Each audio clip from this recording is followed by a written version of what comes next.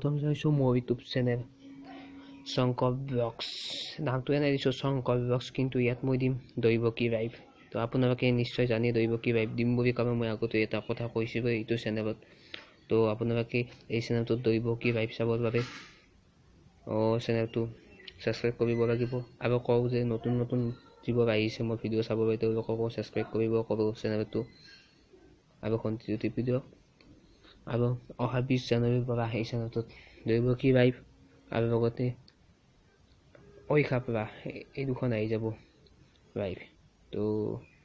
চেনেলটো সাবস্ক্ৰাইব কৰি থ'ব পাৰে আৰু মানে কলকে এতিয়াই যে আপোনালোকে চাব খোজে যদি নাচায় আপোনালোকে সাবস্ক্ৰাইব কৰিব নালাগে এইখিনি কৈছোঁ